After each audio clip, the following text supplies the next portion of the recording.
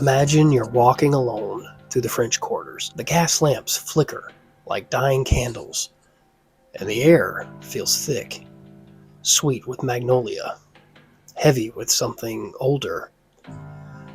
Somewhere distant, a jazz trumpet mourns a familiar tune. You turn a corner, right onto Royal Street.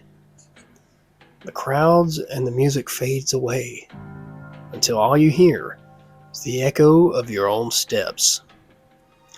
That's when you see it, tall, pale, and silent against the dark sky. The LaLaurie mansion. Even in the quiet, it feels alive. The shutters creak, though there's no wind.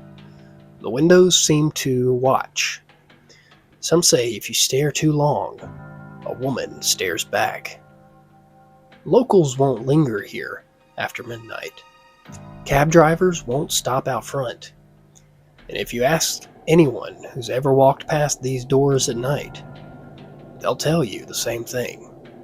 Something evil still lives inside. But how did a mansion that once glowed with wealth and music become one of America's most feared houses?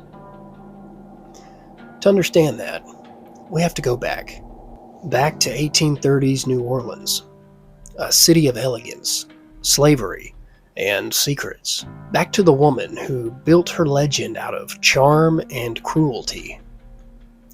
The woman known as Madame Delphine LaLaurie. Welcome back to That Haunted Show.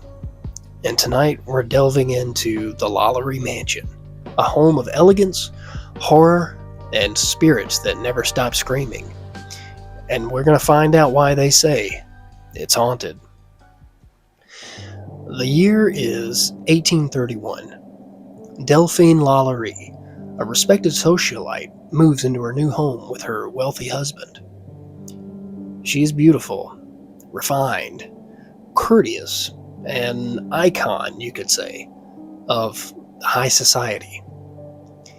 Her parties were legendary and attended by politicians, artists, and the city's most elite. But if you look too closely, you'd see the cracks beneath the perfection. Slavery still held New Orleans in its grip, and rumors began to circulate that Madame LaLaurie treated her servants with unnatural cruelty. A young girl, a slave named Leah, was said to leap to her death from the roof while fleeing punishment. That moment would open its first real scar in the mansion's history.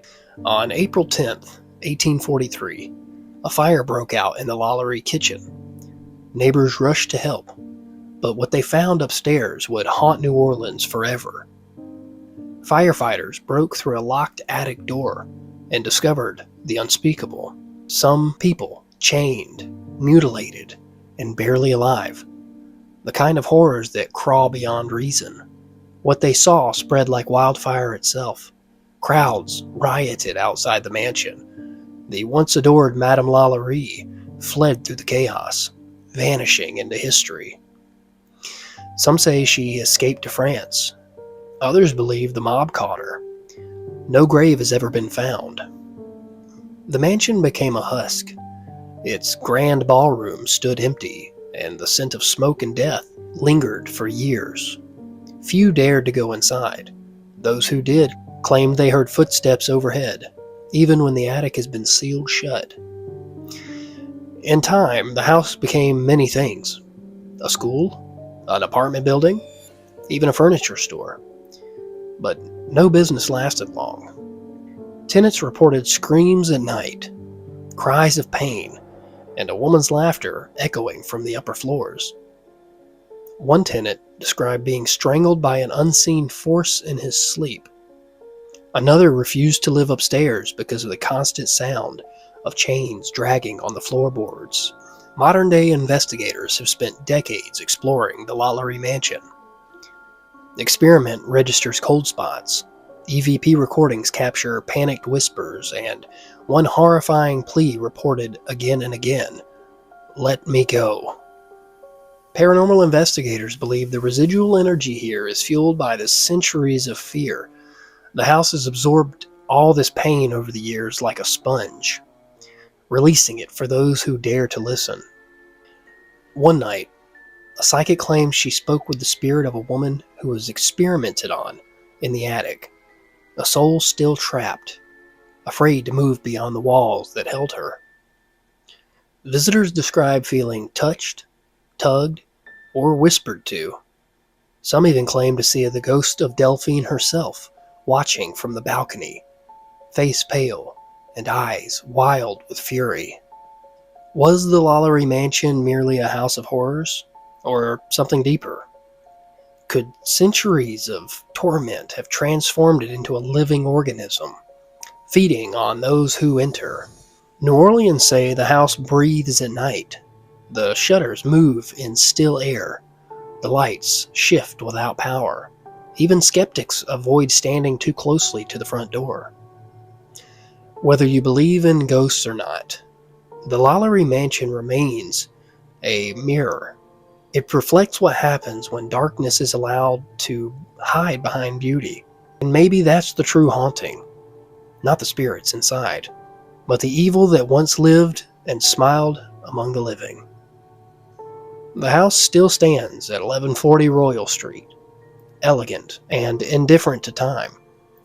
Tour groups pause beneath its balconies, whispering prayers, daring one another to look up.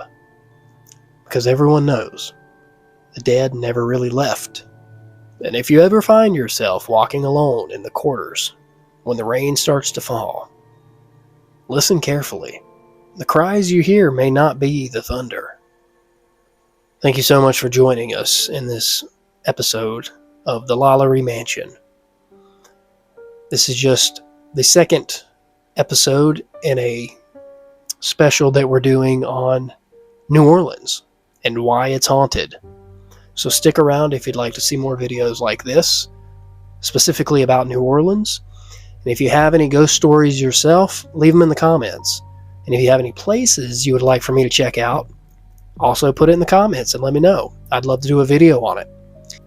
If you liked this video, please subscribe, like it, and make sure to hit the notification bell so you get up to date every time we put out another video. I want to apologize for my voice today. I've been crying as I lost my dog today. He passed away, and I had him for almost 14 years. And he had a stroke. So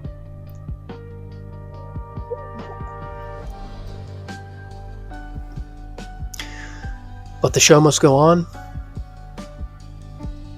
and I'm going to miss him dearly. He was my best friend, and this video is dedicated to you, Stanley.